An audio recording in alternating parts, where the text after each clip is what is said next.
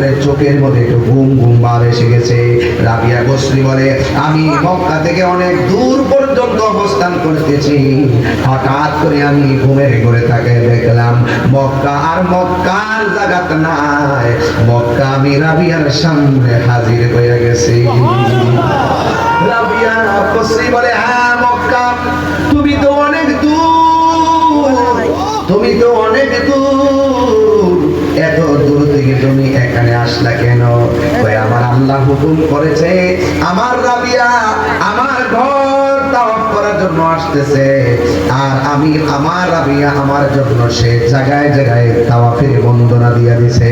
যা যা ও কাবা, আমার রাবিয়ার সামনে চলে যা। এমন রাবিয়া সুরের ঘাটে আসে না নাই? আমার দেশের রাবিয়া গুলো নামাজ পড়ে না, আমার দেশের রাবিয়া গুলো পর্দা করে না, এমন অনেক রাবিয়া আছে শুকদে করে, এরা কোনদিন নামাজ পড়ে না। এমন অনেক রাবিয়া আছে শুকদে করে, স্বামী খেদমত করে না। এমন কিছু মা আছে সমাজে বড় বড় কণ্ঠে কথা বলে, সম্মান করে কথা বলে না, চুলগুলো আউলা জাউলা করে কথা বলে। এই আমার শুকদে করে মা, রাবিয়ার জিন্দেগি একটু তালাশ করে দেখো। ওই রাবিয়া কাবারে বলে, ও কাবা, তুমি এখানে চলে এসেছো, কই আল্লাহ পাঠাইছে? ওই এতদিন কিতাবের পাতায় দেখেছি আমার আল্লাহর শানের কথা, আজকে আমার আল্লাহ আমারে ভালো করে বুঝাই দিয়েছেন। কাবা, তুমি আসছো এটা না, বরং শুনে যাও, আমার আল্লাহ রাব্বুল আলামিন, আমার আল্লাহর বান্দারা আল্লাহর দিকে যদি হাইটা হাইটা যায়, আমার আল্লাহ দৌড়াইয়া বান্দার সামনে হাজির হয়ে যায়। ওইটা আমি হেঁটে হেঁটে যাচ্ছি, আল্লাহর নিয়ামত দৌড়াইয়া আমার কাছে চলে এসেছে। সুবহানাল্লাহ কেন?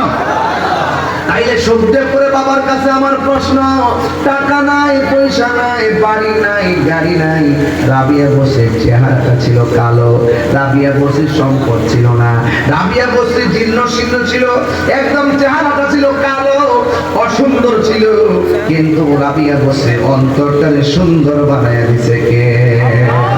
ইন্নাহু হুয়া ইউবদিউ ওয়া ইউঈদ ওয়া হুয়াল গফুরুল ওয়াদুদ যুল আরশিল মাজিদ। আল্লাহ রাব্বুল আলামিন কোরআনে বলেছেন, আমি আল্লাহ তোমাকে, আমি আল্লাহ তোমার শুরুর মালিক, আমি আল্লাহ তোমার শেষের মালিক। কথা বলেন ঠিক কিনা? তাই তো যুবক রাবিয়া বসরি বলতেছেন, হে কাবা, আমি হেঁটে এসেছি আর আমার আল্লাহ নিয়ামত দৌড়াই আমার কাছে এসেছে। এটাই হইল সৃষ্টি এবং স্রষ্টার প্রেমের খেলা। আরো জোরে করে আল্লাহু আকবার।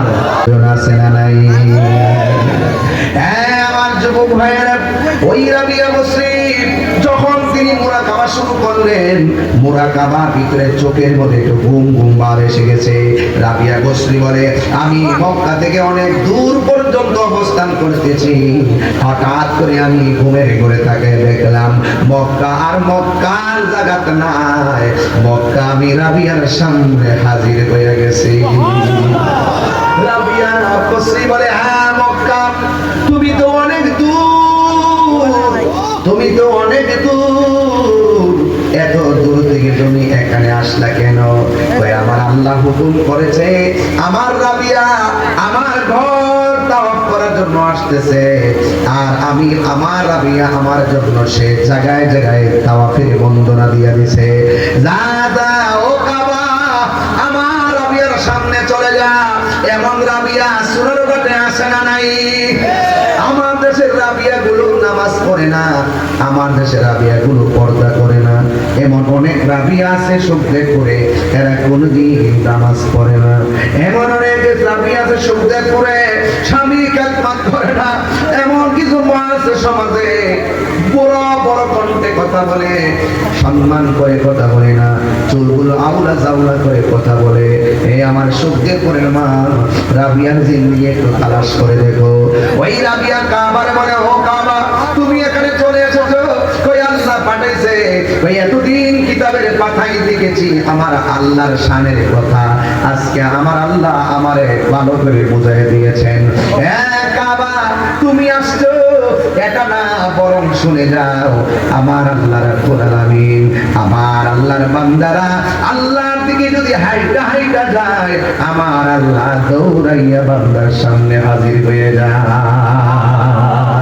ওইটা আমি হেঁটে হেঁটে যাচ্ছি, আল্লাহ নিয়ামত দৌড়াইয়া আমার কাছে চলে এসেছে। সুবহানাল্লাহ কেন? তাইলে সুখদেব করে বাবার কাছে আমার প্রশ্ন, টাকা নাই, পয়সা নাই, বাড়ি নাই, গাড়ি নাই, রাবিয়া বসে চেহারাটা ছিল কালো, রাবিয়া বসে সম্পদ ছিল না, রাবিয়া বসে জীর্ণ শীর্ণ ছিল, একদম চেহারাটা ছিল কালো, অসুন্দর ছিল, কিন্তু রাবিয়া বসে অন্তরটারে সুন্দর বানায় দিছে কে? ইন্নাহু হুয়া ইউবদিউ ওয়া ইউঈদ ওয়া হুয়াল গফুরুল ওয়াদুদ যুল আরশিল মাজিদ। আল্লাহ রাব্বুল আলামিন কোরআনে বলেছেন, আমি আল্লাহ তোমাকে, আমি আল্লাহ তোমার শুরুর মালিক, আমি আল্লাহ তোমার শেষের মালিক। কথা বলেন ঠিক কিনা? তাই তো যুবক রাবিয়া বসরি বলতেছেন, হে কাবা, আমি হেঁটে এসেছি আর আমার আল্লাহ নিয়ামত দৌড়াই আমার কাছে এসেছে। এটাই হইল সৃষ্টি এবং স্রষ্টার প্রেমের খেলা।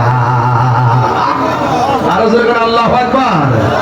কিছু গুনাহ করেছি আমার পরিবার জানে না, এমন কিছু গুনাহ করেছি আমার মা জানে না, এমন কিছু গুনাহ করেছি চুরানো ঘাটের সুখদেবপুরের মানুষ জানে না। আপনারা জবান খুলে বলুন, যা কেউ জানে না জানে কে? আর বড় করে বলো জানে কে? এই জন্য প্রকাশ্য গুনাহ করলে রব দেখতেছে, গোপনে গুনাহ করলে রব আপনারা দেখতেছে। এই জন্য আল্লাহ রাব্বুল আলামিন কোরআনে বলেছেন, আমি আল্লাহকে যারা বেশি বেশি ভয় করবে, আমি আল্লাহ তাদেরকে বান্দা থেকে বন্ধু বানায় দিব। আল্লাহু আকবার বলেন। ওয়ালিমান খাফা মাকামা রাব্বিহি জান্নাতান,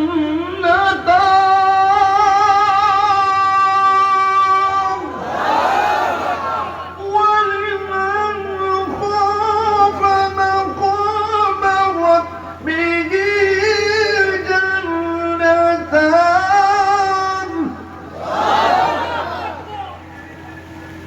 وَلِمَنْ خَافَ مَقَامَ رَبِّهِ جَنَّتَانِ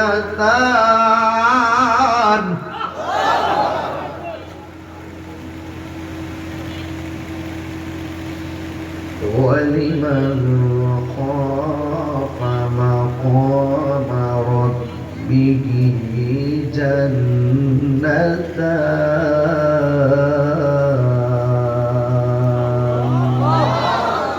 আল্লাহ রাব্বুল আলামিন বলেন, আমি আল্লাহকে যারা ভয় করবে, আমি আল্লাহকে যারা ভয় করে ইবাদত করবে, আমি আল্লাহ তাদেরকে একটা জান্নাত দিলে শান্ত হব না, আমি আল্লাহ তাদেরকে দুইটা জান্নাত দিয়ে দিব। রাবিয়া বসরি সেই মালিককে এমন ভাবে ভয় করতেন, রাতের বেলায় গোসল করতেন, রাতের বেলা গোসল কইরা সুন্দর করে সাইজা স্বামীর সামনে যায়া দাঁড়াইতেন। সুবহানাল্লাহ। আর আমার দেশের ভিতরে আমার মারা, আমার বোনেরা সাজে স্বামীর জন্য সাজে না, খালাতো ভাইয়ের জন্য সাজে। আউযুবিল্লাহ জোরে কর না কেন? আছে কি না বলেন?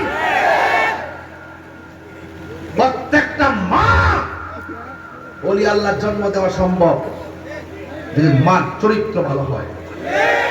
প্রত্যেকটা মা সন্তানকে ওলি আল্লাহ হিসেবে জন্ম দেওয়া সম্ভব যদি ওই মহিলাটা আল্লাহকে মানে, নবীকে মানে, পর্দা করে চলে, হক হালাল বুঝে, তাকওয়া পড়ে, পরহেজগারিতা রাখে, হালাল খায়, হারাম থেকে দূরে থাকে। এই মা এমন একটা মা হবে যার জবান পবিত্র, যার রেহেম থেকে বাচ্চা বের হবে, সে মাদার জাত পরি হয়ে বের হবে।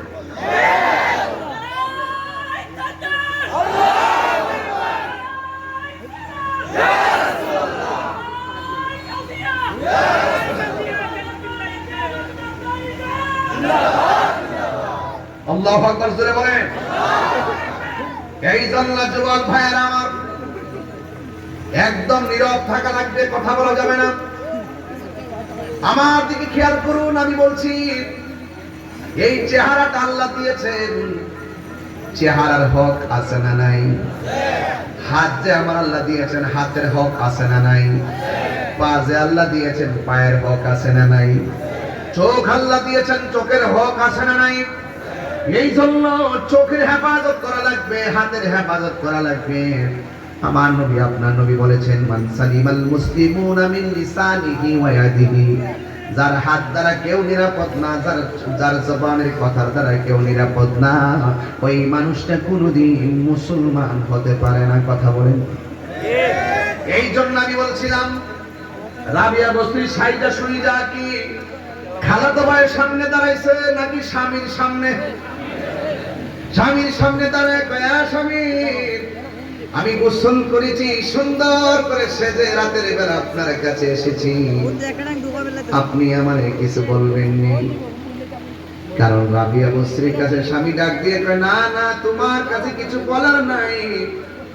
রাবিয়া বস্তি সুন্দর করে নামাজের মুসল্লার মধ্যে দাঁড়ায় যাইতেন, দাঁড়ায় নামাজ পড়া শুরু করেছেন। পুরা যৌবনটা তিনি নামাজের মুসল্লায় কাটাইয়া দিয়া ফজর আযান দেওয়ার আগ পর্যন্ত তিনি নামাজের মুসল্লা থেকে বিছানার মধ্যে পিঠ লাগাইতেন না। আল্লাহু আকবার বলেন না কেন? আর আমার দেশের ম্যাক্সিমাম ঘরের বউরা ফজর পর্যন্ত মোবাইল চালায়, কথা কন ঠিক কিনা কন? মহিলাদের দরকার ছিল এশার নামাজটা পড়ার পরে রাতের খাবারের পর 10টার আগে বাচ্চা কাচ্চা নিয়ে ঘুমায়া যাওয়া, আর ওই আযানের অপেক্ষা করা। সালাতু খায়রুম মিনান নার।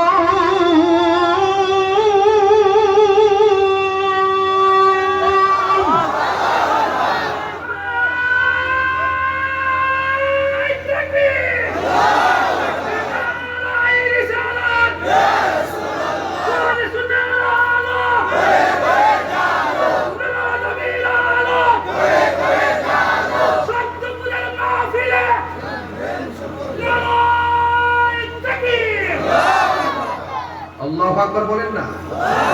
আরো বড় করে বলেন আল্লাহু আকবার। এই জন্য আমার যুবক ভাইরা ফজর পর্যন্ত তিনি নামাজের মধ্যে দাঁড়ায়া থাকতেন, সারা দিন পর্যন্ত ইবাদত করতেন, রাত্রে ইবাদত করতেন। রাবিয়া বস্তি থেকে স্বামী দেহ ত্যাগ করলেন। স্বামী রাবিয়া বস্তির পুরো যৌবনটা আল্লাহর প্রেমে কাটাইয়া দিছে।